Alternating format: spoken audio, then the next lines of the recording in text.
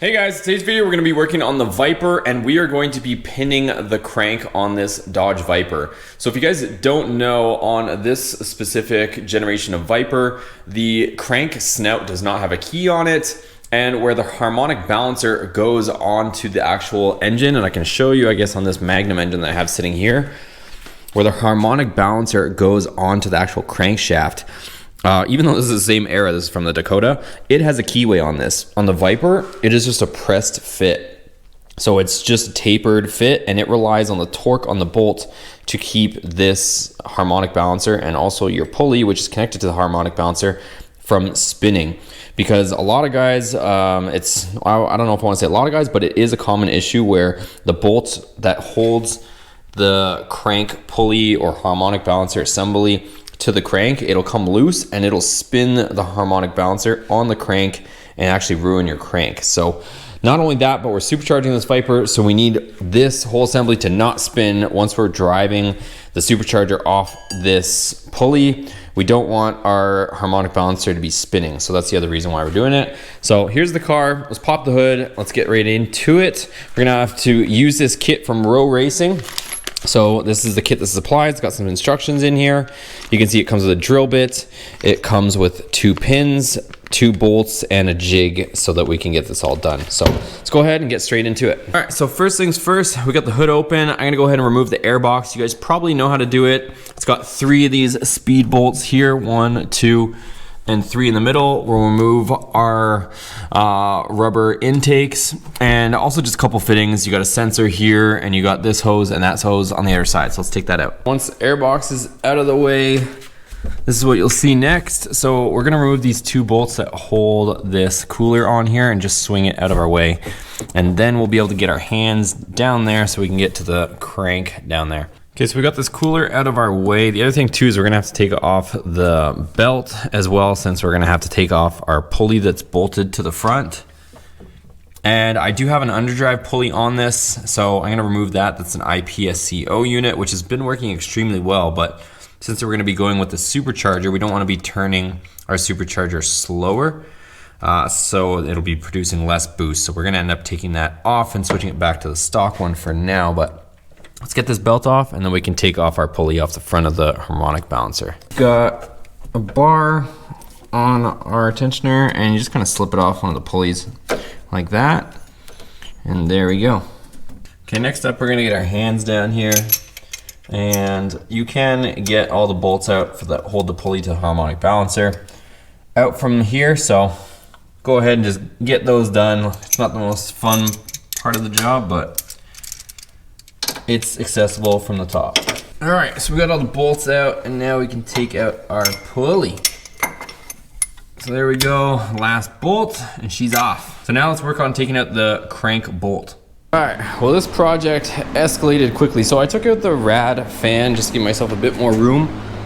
And it does give you quite a bit more room actually, but I ended up chalking the wheels and whatnot and putting the car in first gear. And it's a standard, like a normal direction thread, so it does counterclockwise is loosen, clockwise is tighten, but it's on there, or should be on there, at like 250 foot-pounds. So I did finally get it loose, but I'd be lying to you guys if I said I did it by hand. I ended up putting my electric impact on there with kind of a bit of a swivel joint, which had demolished it in the process. But I tried putting this like 2-foot breaker bar on it, and all it wanted to do was make my car climb up over wheel chocks and stuff like that, like parking brake, and nothing was holding it. So I hit it with the gun, zipped it off, or cracked it loose. I haven't taken it off just yet, but now she comes out finally. So that was not without some definite effort. So I know they're supposedly prone to, you know, coming out by themselves, but mine definitely was not loose at all. So there, she's off now, and now we can get that jig on there.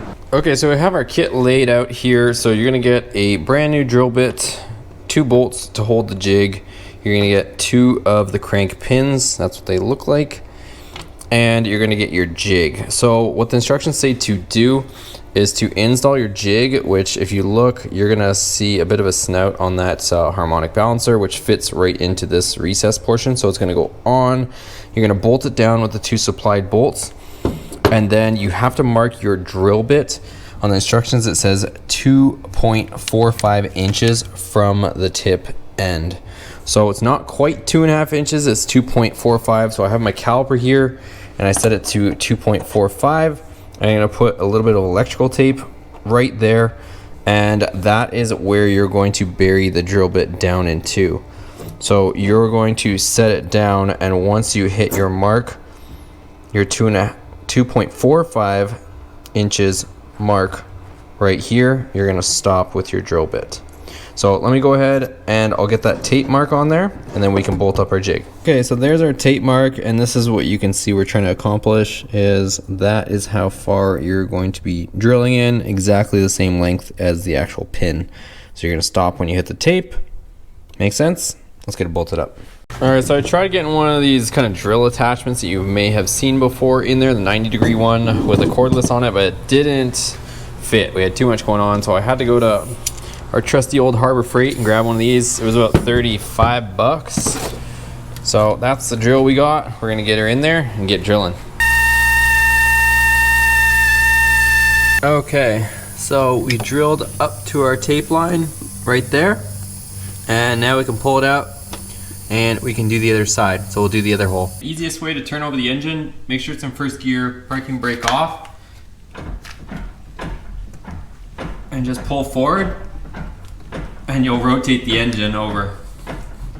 Or you can try pulling like a fuel pump fuse or something like that if you want to try and crank it, but unless you want to try and get the crank bolt back in there, you can see she's turning over slowly but surely. So we'll rock it a couple more times and then she'll be lined up. All right, and this is the way I had to position the drill, the 90-degree drill, right like that, because I couldn't find any other way to route the hose and get this all in here. So go ahead and drill that second hole. So we're done drilling. We can remove our tool and then we can get those pins in there. Okay, so there's a ton of shavings in our bolt hole. So I'm just gonna use the shop vac and vacuum up all these shavings. Okay, with all the shavings cleaned up, next up we can grab our pins, and the seam portion of it, you're gonna face towards the middle of the hole. So the center, and then we'll just drive them in, and I'm just gonna use, you could try to swing a hammer, but watch another dude on YouTube just hit it with a little air hammer, just give it a few little taps, and that seemed to work for him, so I can do the same thing.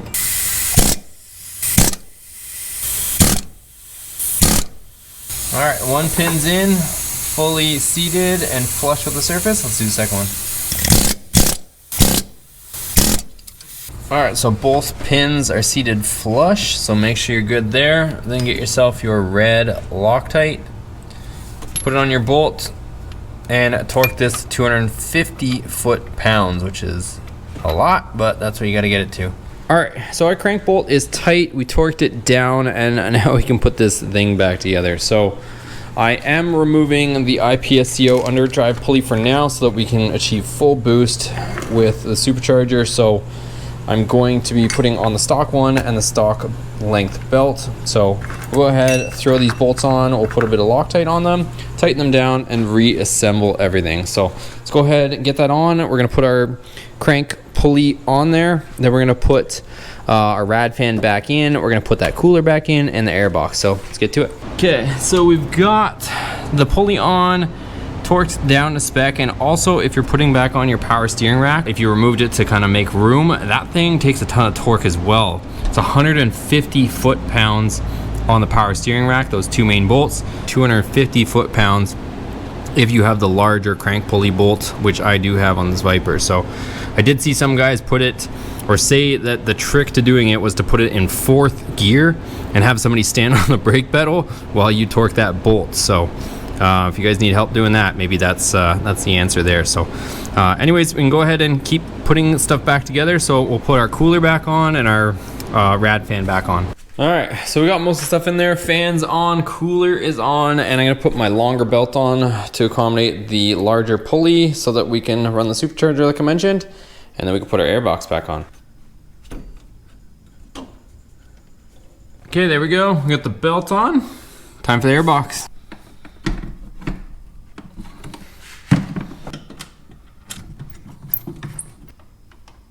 So there we go, everything is installed, everything is tight, and everything is good to go. So the reason why we ended up installing all that and putting everything back together is I still have a few more things to tend to. If you guys are interested in Viper content, definitely hit that subscribe button because we do a lot of stuff on this channel. And the next process is I have to get the methanol injection kit set up. I also have to get the wideband O2 sensor on there. I have to put the gauge inside the car and get it all ready that way. Other than that, we've got the crank pins and I have everything else ready to go pretty much. So this thing is gonna be happening fairly soon. So a little bit more prep work. Like I said, I gotta get the methanol injection kit set up, and I actually just received a washer fluid bottle. So I'm gonna use this in the factory location. If you notice, mine is missing. So I'm gonna be using this as my methanol injection tank right there. And then I'll put the pump in and we'll wire everything up. So lots on the way. So if you guys like this content, make sure you give it a thumbs up for me. Hit that subscribe button so you're notified of all the latest videos when I post a new video, and we will see you on the next video.